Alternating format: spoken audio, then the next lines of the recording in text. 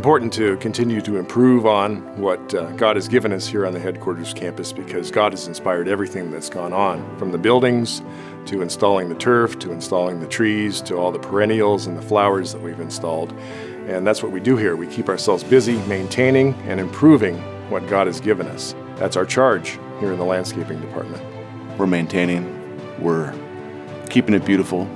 We're no longer, in a sense, dressing the garden, we're keeping the garden. We have better machinery, we have better skills, we have better employees over the years. We have a great crew right now, and everyone is on board and excited about being here every day. Working with the staff, working with the volunteers, and teaching about God's creation is truly a great pleasure, a great part that I thoroughly enjoy about my job on the campus. I'm the manager of the department, but we have other individuals that supervise other aspects of the workday, such as the mowing or the weeding and other things that go on. I'll relay information, and that can be relayed to the person directly, and things get done that way as well. As we maintain the campus, we learn more and more about God's creation. We all await the day that we get to learn every detail about it.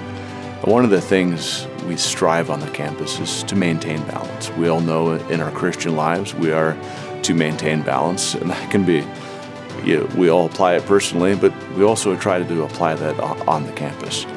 We use every tool available to us through God's creation to keep the campus looking beautiful, to keep it looking healthy, and to keep it looking the example that it needs to be. We've been given a beautiful campus, and I think about what people think when they drive by God's headquarters. There's quite a few people that see it from the freeway. There's people that see it from the grocery store that's nearby. And what do they think? They have no idea that the world will look like that one day, the entire earth. So it's a great responsibility that we have, is to keep it looking that way and to make it look better. This is the second year we have the Grand Garden, and in many ways it's the most exciting, at least the most exciting for me. The whole purpose of the Grand Garden is to have a new garden, a new design every year. From year to year, it's important that we maintain the beauty, but we can change other things. We can change the overall design, we can change the plants, the colors. The garden was designed to be a blank slate, a blank canvas. Winter comes, the garden goes to rest. And as the garden goes to rest, the design team gets out the pencil, the paper, and starts planning out, what are we going to do differently? How can we add different interest, different variety that wasn't there the year before? One of the exciting things is that God has created a vast variety of plant material which we can use. We can go dig through catalogs, dig through websites, dig through piles of information about what plants are available, what plants can be grown, but there are tens of thousands of different plants that we can choose from to bring variety onto the campus, maybe to bring a plant that will attract butterflies. If we can bring in butterflies and other pollinators, walk the Grand Garden, and see more of God's creation than just the flowers, what better thing can we do? I come from an artistic background, and I can appreciate the work that went into the design. The design is a little more flowing, less hard edges, a little more organic design, but just as beautiful as it was last year. Because of the pattern that we used this year, we did curves instead of straight lines. Through many discussions and an idea that was offered by one of the crew, why don't we paint lines out on the Grand Garden? And that was kind of a light bulb moment. Well, if we outline the design of the Grand Garden, we'll be able to plant it much faster and much easier, and with many more hands all working together. So as we design the garden, we figure out how many plants we need, and we approach a local grower to make sure that they're the right size, so when we go to plant after the latest frost, we have already full color going into the garden. Once the plants arrived, and with the layout on the ground, we were able to place the plants quickly and plant it quickly and have many hands helping us. We were much more efficient with installing the plants this year. The flowers went in, and within a day and a half, we had a beautiful garden. Each Sabbath, we have an opportunity to walk outside after services and enjoy the beauty. The whole point of the garden is, in a way, to showcase God's creation. To kick off the 2020 Community Garden Program, participants gathered for a tour and introductory remarks. Welcome to Community Garden 2020. One thing that we're kind of excited about, we have such a great turnout as you can see tonight.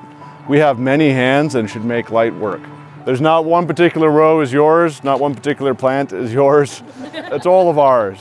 In years past, we've all had our separate gardens, and sometimes our thumbs aren't as green as we'd like them to be that year.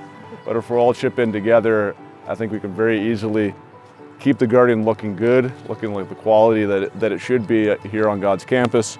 Well, I hope you enjoyed the evening. We look forward to having the best community garden ever here, and I hope you like the tour. We look forward to a great year. Thanks for coming out. Thank you.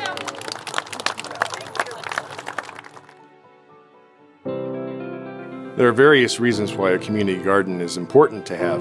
It gives an opportunity for the local brethren to get their hands dirty, to maintain watching plants grow, and to be able to pull those weeds that would interfere with their fruit production, just to see the overall garden expanding and growing on a yearly basis. We spent the winter planning out and designing a layout for the garden where everyone who wanted to be involved could be involved. In prior years, we divided the garden into separate plots, and everyone would look after their own plot.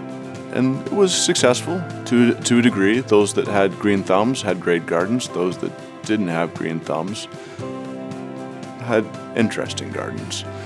This year, we wanted everyone together. We wanted to spread the love, spread the experience amongst every team. Well, this year we've installed a little bit of a different process in the community garden. We have teams and team leaders. We have a lot of individuals that really never have gardened before. And this is an opportunity for them to be here on the headquarters campus and to enjoy the fruits of their labor. The garden, the whole garden is ours. It's not just one plot as one team, but the entire garden is. And that helps us all to learn from each other. Those that have experience are now on a team with those with less experience and can share their wealth of knowledge with each other. Those that are new this year, those that have never gardened before, next year they may have the opportunity to help work with someone that was in their shoes this year. One of my favorite things about gardening is the opportunity to take a seed, a tiny little seed, and put it in the ground. And then you have a certain responsibility. You can't make the plant grow, but you can give it the perfect soil to grow in. You can give it the right amount of water and the right amount of fertilizer. And then you can watch that plant grow into something that produces fruit. It's a joy to go out to see a garden that looks well and is beautiful and help keep it that way. And with everyone working together, everyone having the opportunity to fellowship and be together and be on the campus, and to see the fruits of our labors already is a joy. In God's kingdom, a lot of people that never once step foot into a garden, well, they'll have an opportunity to grow their own food. And that'll be a vital part of God's kingdom, and that's agriculture. One of the things that we've done for our son is we planted this small little flower garden. And he has 3 flowering plants and 2 foliage plants that he is responsible for. So every day he has to go out there with his watering can and make sure they continue to grow. And now the flowers are blooming, and he can appreciate that on a small level. One of the most rewarding things about showing my son how to grow something is I can see that he's actually learning during this entire process. And he wants to go outside and water his flowers. He wants to take care of them. So to see that aspect of the nurturing of someone that's so young into someone that actually has a skill is a rewarding experience. To learn more about the congregations of the Restored Church of God, contact us